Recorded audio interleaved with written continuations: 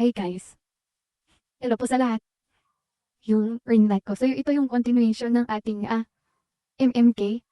So nagsuot ako kasi naiyak ko. So ang hirap kasi na mag-share ng personal mo sa social media. Tapos lalo na kung para sa iba kasi mga ignorant, walang pakayan sila, lalo kung ayaw nila sa'yo. Tapos yung isa ka na anuhan ko is yung pag may karamdaman ako, tapos hindi, for example, may ako, tumiming yung meeting namin sa bayan. Tapos, ayun, gaya nito, oo, dito nag-video ako pero bawal akong makasakay sa mga motorsiklo, tricycle, ganun. Kasi, pag uuwi ako niyan, sasakit yung puso ko at yung os ko, ganun. So, maraming area ng katawan ko yung sasakit. Kasi nga, before yung menstruation ko, grabe na ang sakit. Yung mararamdaman ko, ilang weeks. So, kumbaga, since then, parang yung buhay ko is every month, parang half of the month, okay, half of the month hindi. Kasi nga meron akong tinatawag na Ophira syndrome, OHVIRA. So, very rare po siya na klaseng karamdaman. Napaka-rare. Mostly po ng karamdaman na ganyan is sa ibang bansa. As in na-research ko, mostly sa kanila, nasa ibang bansa. Pero isang beses, nagpa-check up ako noon, year 2017. Sabi ng nung nag-follow up check up na ako ulit, pangalawang balik ko na, sabi niya sa akin is, ba't ganito? Bakit parang habulin ako ng ganitong case? Sabi ng doktor. So napaisip ako, paano niya nasabing habulin siya ng case? Parang ako lang naman. So that time, bumalik din yung una niyang, mas nauna sa akin na pasyente niya, nagkagaya sa akin. So kinausap ko ako kasi approachable naman ako, lalo kung may mga bagay na gusto akong malaman. Sabi ko sa kanya, "Hi ma'am, hello," sabi ko ganun.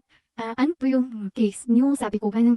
Ayun, sinabi niya na ganyan daw siya na absent. Absent o right kidney po siya. So, parang natawa ako. Sabi ko, akala ko ako lang nag-iisa. Sabi ko, ako din may absent o right kidney rin ako. Tapos, dalawang uterus, dalawang cervix. Sabi ko nga, alien na tayo. Sabi ko ganun.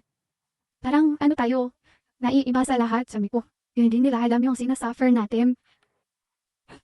So, kumbaga sabi ko nga yung iba nga na normal lang na may mga normal na papayo na may mga pasensya na pagano-gano ako kasi nahihirapan ako yung posisyon ko.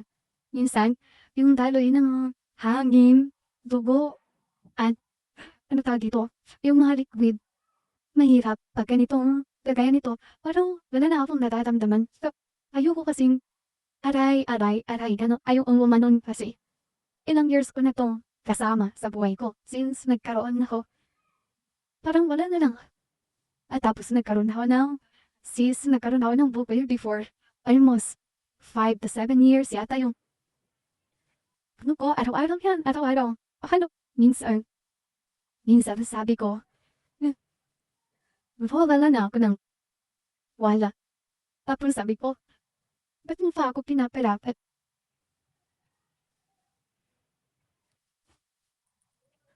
Sabi ko, hindi ko naman deserve.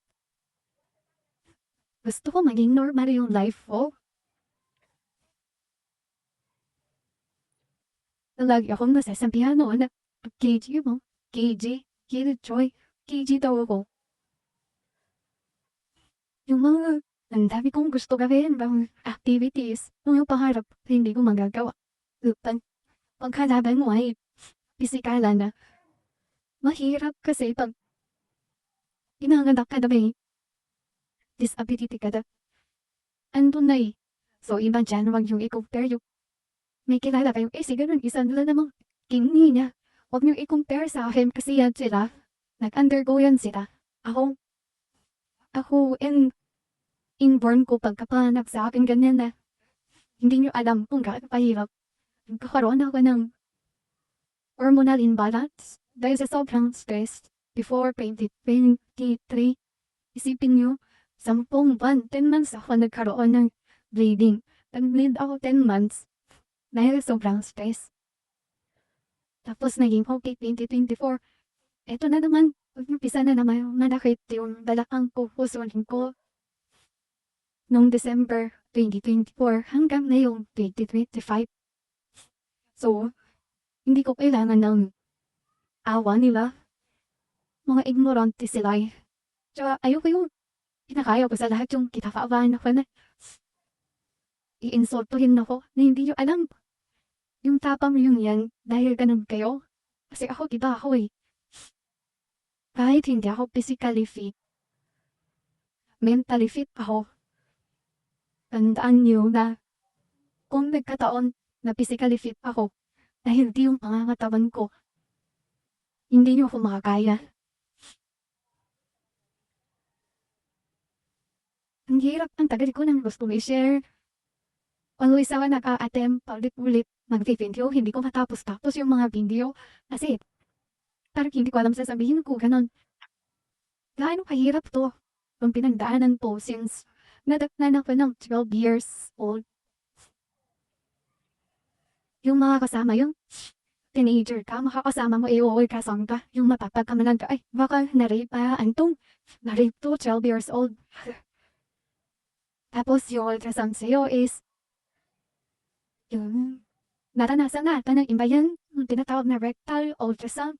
Ang dami ultrasound na yung pinagdaanan ko, ang dami. May mga biopsy ako na pagdaanan. Naranasan ko, biopsy without any anesthesia. Hirap, dami kong pinagdaanan. Pero sabi nila, napaka-strong daw ng spirit ko. Kasi nakayanan ko. Kasi yung iba, makabayad lang na sakit. Sisigaw.